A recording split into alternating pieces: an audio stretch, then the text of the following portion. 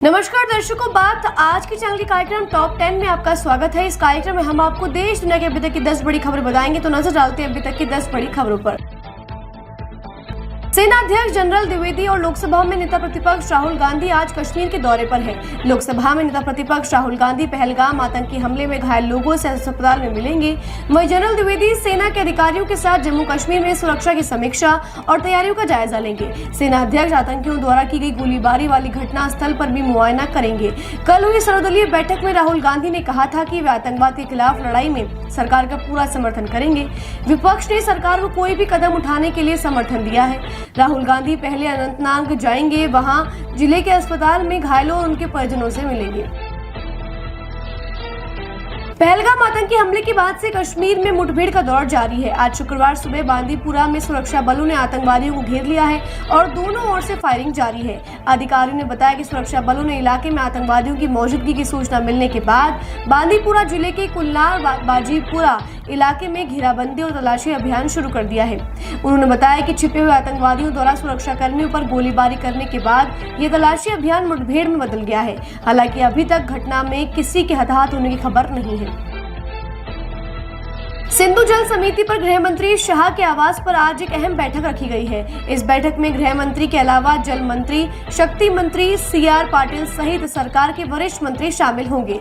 सूत्रों ने बताया कि भारत ने पाकिस्तान को औपचारिक पत्र लिखकर सिंधु जल संधि को निलंबित करने की सूचना दे दी है। जल शक्ति मंत्रालय में सचिव देवाश्री मुखर्जी ने पाकिस्तान के जल संसाधन मंत्रालय में सचिव सैयद अली मुर्तजा को पत्र लिखकर भारत सरकार के इस फैसले को जानकारी दी है।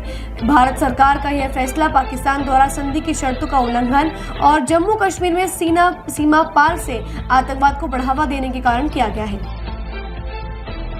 आतंकी हमले में मारे गए शैलेश के आवास पर शोक व्यक्त करने गए केंद्रीय मंत्री CR पाटिल, लोकसभा सांसद मुकेश दलाल और गुजरात के मंत्री हर्ष संघवी सहित कई नेताओं को आड़े हाथों लेते हुए कैलाश कथालिया की पत्नी ने कहा, सरकार हमारी तनख्वाह मिलने से पहले ही टैक्स काट लेती है। हम खरीदारी करते समय टैक्स देते हैं, सड़कों का इस्तेमाल करते समय टोल भी देते हैं। देश के सभी VIP सुरक्षा काफिले और हेलीकॉप्टर सहित हर सुविधा का आनंद लेते हैं, लेकिन जब मेरे पति को सुरक्षा की जरूरत थी तो उन्हें कुछ नहीं मिला।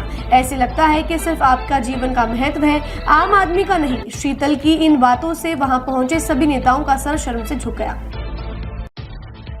आतंकी नेटवर्क के खिलाफ सुरक्षा बलों की बड़ी कार्यवाही की है। सुरक्षा बलों ने आज सुबह आतंकवादी आसिफ शेख और आदिल दोनों के घरों को विस्फोट से उड़ा दिया है। दोनों पहलगाम आतंकी हमले के आरोपी हैं और दोनों आतंकवादी संगठन लश्कर-ए-तैयबा से जुड़े हुए हैं। सुरक्षा बलों ने यह कार्यवाही त्राल में की है।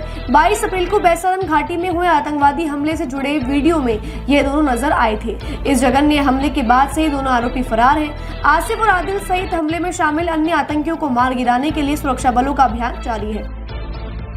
पहलगाम में हुए आतंकी हमले के बाद भारत की मोदी सरकार ने पाकिस्तान के खिलाफ CCS की बैठक में कई बड़े फैसले लिए थे, जिसमें एक फैसला सिंधु जल संधि को रोकने का था।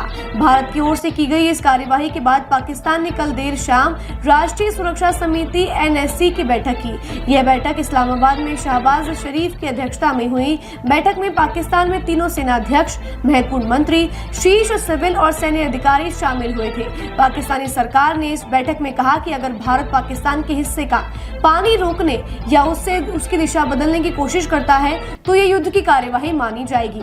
पाकिस्तान के गृह मंत्री ने कहा कि भारत के लिए हवाई क्षेत्र बंद कर दिया गया है।